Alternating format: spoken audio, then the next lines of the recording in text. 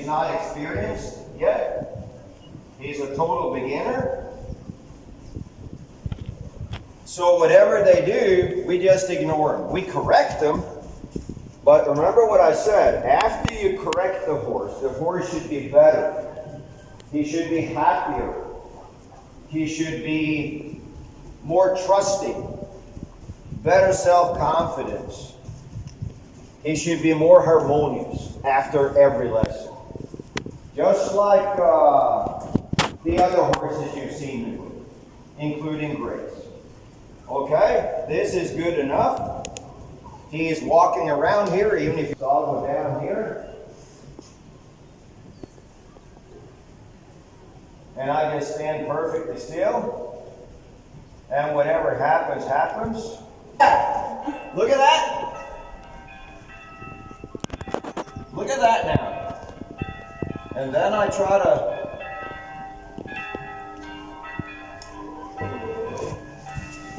there, you see?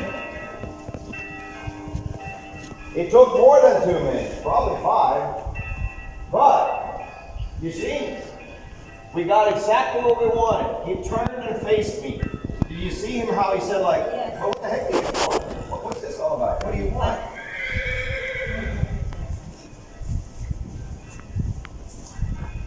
So there, that's one way of solving that problem. The other way would have been to push him out one more lap, you understand? You understand what I'm saying? Yes. One more lap and try again. And some horses are really, really, they have, really low forward motion energy. So then I might even put them at a jog so that they trot a little bit. And when I go down to that corner, when they come around, they have more forward energy. And I'm blocking their path.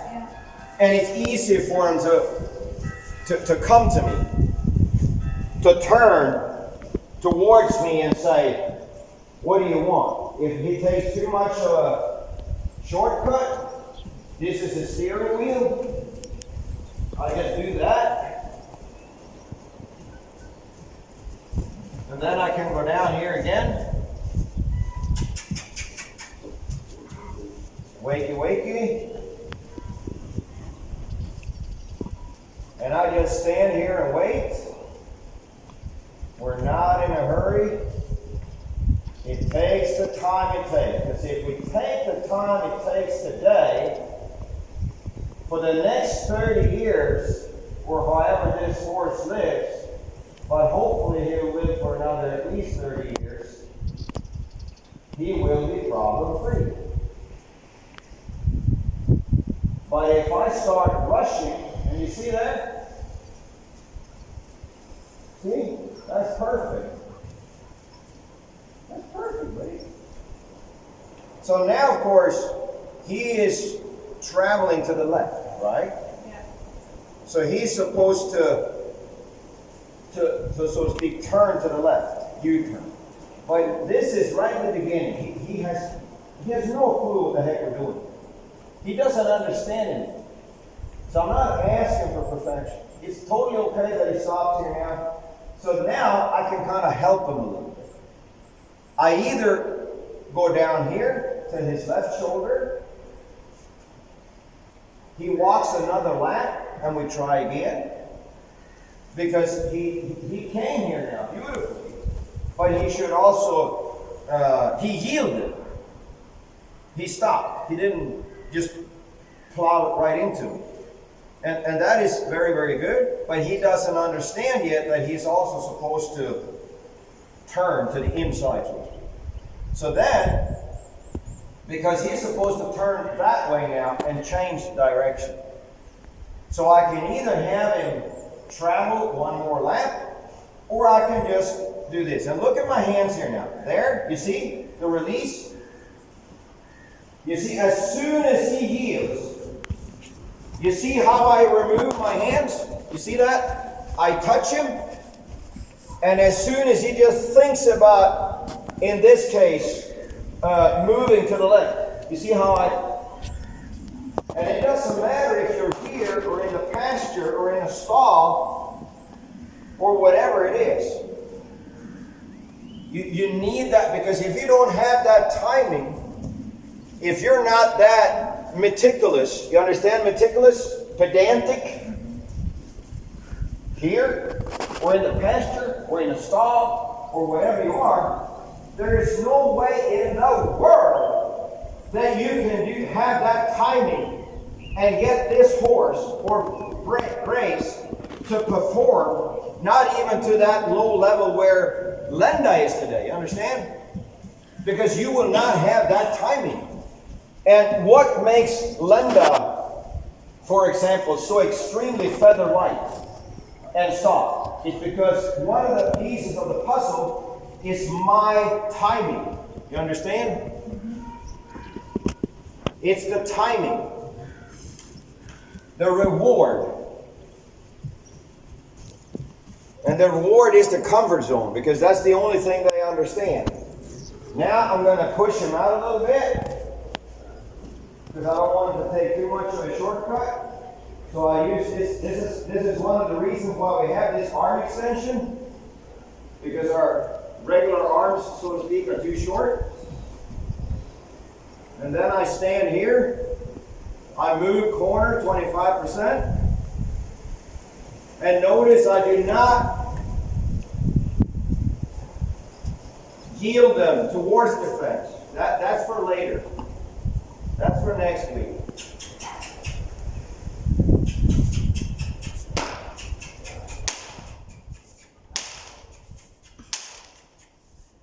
He says, what the hell? What are you doing?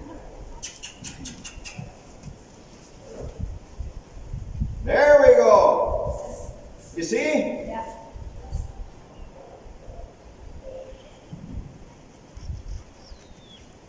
That's really good. It didn't quite work. It doesn't always work. There. You see? You see how important it is to read the horse and to give him a chance. So there, when I try to open the new door to the left, he blocked me a little bit on the left side. Then I stepped back, repositioned myself in a better angle, and he turned up again, and he said, okay, I'll allow you. I'll accept you on my left side. Now I steer him out a little bit there, because he takes a little bit too much of a shortcut.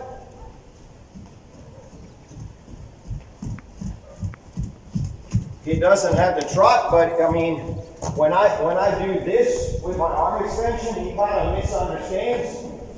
But that's okay. He will get. You see how important it is to take it easy, because many times, whether we're on the ground or mounted, we're too like, do this. You know what I'm saying? We're in a hurry. We want the horse to, we want to rush it. And especially if there's an audience. Because we get, there's a lot of prestige in it. And we think that the audience is going to judge you because the horse doesn't work perfectly. But for crying out loud, he was in here yesterday for the very, very first time in his life for a few minutes. And if the audience doesn't understand that we can't fucking ask for perfection, it'd be like if you guys had a child 6 years old and the child cannot read a thick book in German or English. And you see what happens when I'm... That was my fault. Yeah, when you were talking. I talked too much, yes. and I ended up in a fraction of a millimeter in the wrong. No, don't kiss. Whatever you do not kiss, because the horse doesn't understand that the kiss was for the dog, not for him. So you guys cannot cluck or kiss. because it has to do with being fair. Because it's kind of like, you know, stand up. Stand up. Stand up. Who am I talking to? You see? And you see there again? You see there again because I look at you? Yeah. That was my fault. It's my fault. I'm the one who fucks up. He ain't doing anything wrong. He does what he thinks he's supposed to do. There, I'm going to make the circle a little bit bigger. And then we'll go to the next corner. 25%.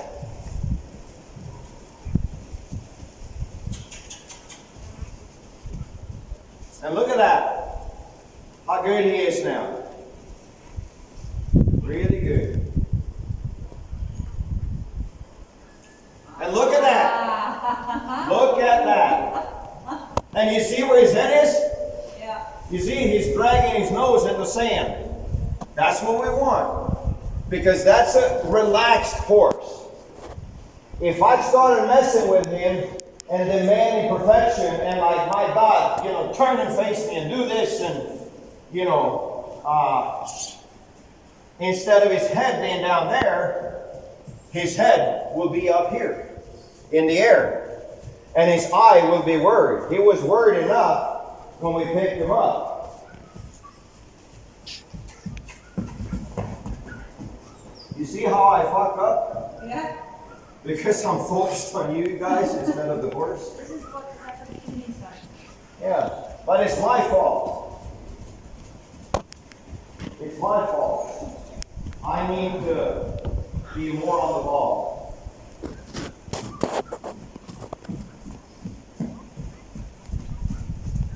And one of the reasons for it is because I don't step up, which means step away from his front end good enough when I talk to you. So I block him. And then he turns to me because he's a little bit confused, like, what is it that I want?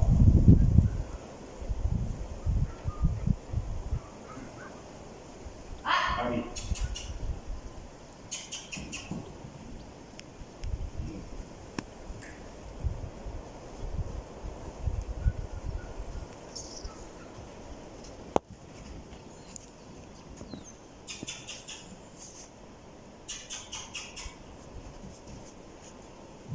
and look at that. What a beautiful boy, huh? Yes. And see how calm he is? You see that wet t-shirt? That's what we want. We want that wet t-shirt effect. Not like a rigid 2x4 board.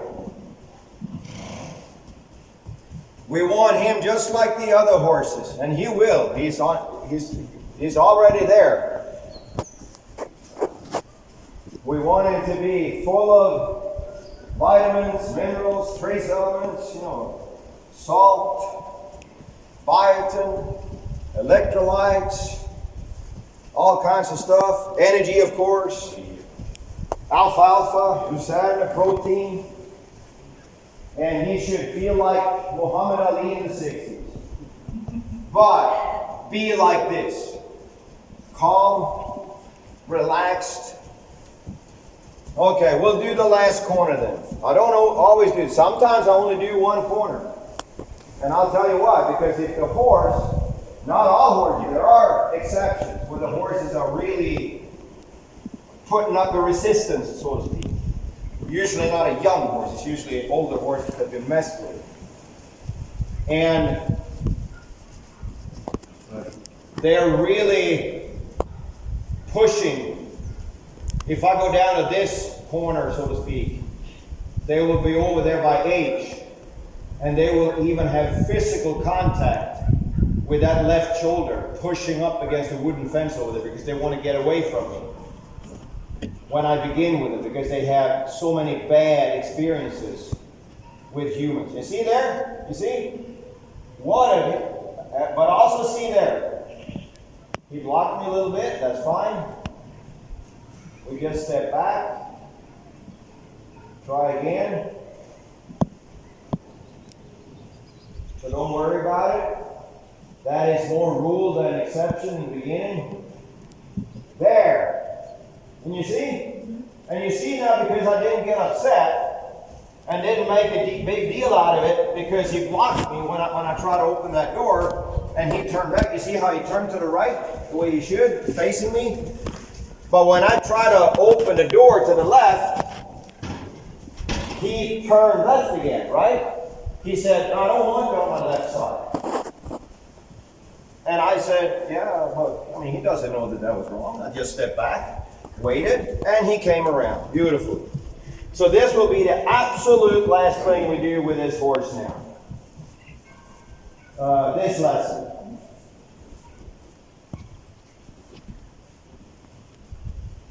And the reason why I could do all four corners, even though he's only been in here for a few minutes yesterday, is because there is not, a lot of mental resistance in it. So it doesn't cost him anything. His breathing is normal, his pulse, his heartbeat is normal. You know, he didn't put up, so to speak, there's not a lot of resistance. So, there I just try to push him out a little bit, right, to make him travel a bigger circle. And he did. He doesn't have the trot, but he doesn't understand quite yet. So here we go. For the last time.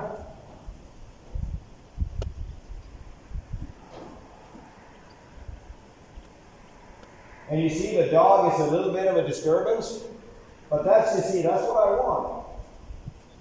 Because the horse must work even if there are 10 dogs running around here. And I just stand here and wait for him, give him a chance, and there he's almost anyway.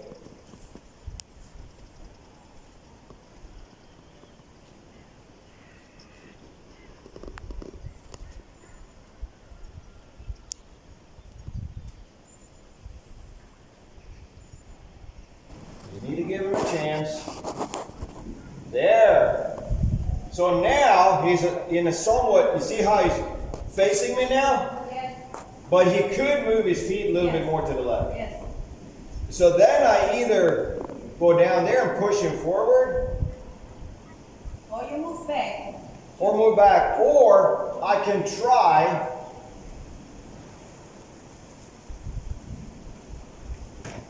It doesn't always work.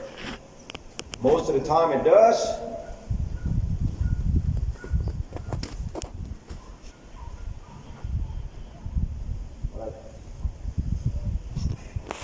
And there, see, it worked.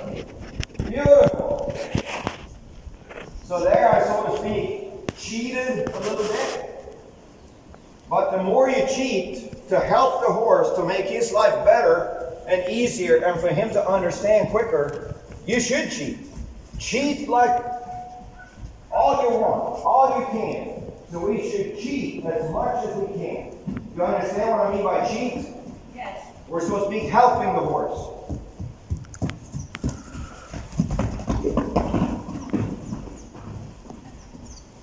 And he says to the lion dog, "Okay then, come on, let's play." The lion dog says, "Well, I'm not that brave. I might be a lion dog, but at the same time, I'm a little bit of a coward."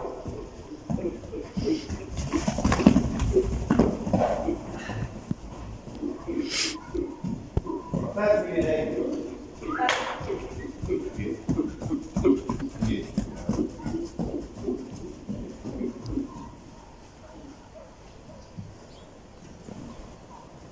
See what happens.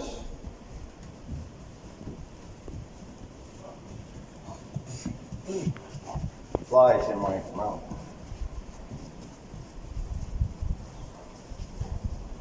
Just want to make a circle a little bit bigger.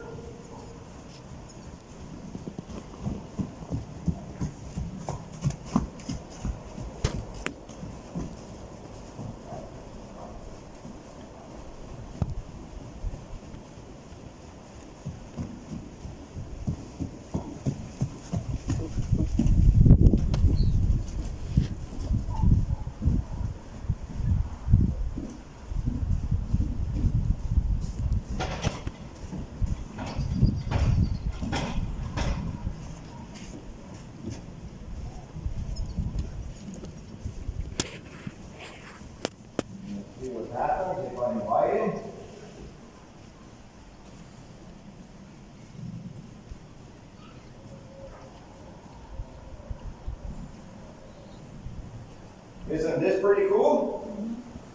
Huh, Billy? Pretty nice, huh? Let's see if he tags along here. Oh, hell yeah. You see? Isn't that nice?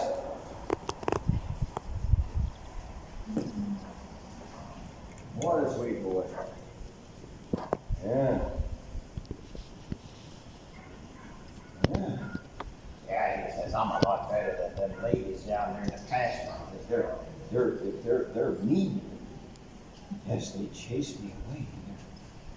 They're crazy. Yes. Crazy. Yeah. So you see, that's the part of the end result. When you control their feet, this turning or the dance, is that when I invite them, they want to be with me because I can't force them. I don't want to, and I can't buy it. I can entice him with a bucket of oats, but as soon as I run out of oats, he's going to say, well, screw you, I'm going over here.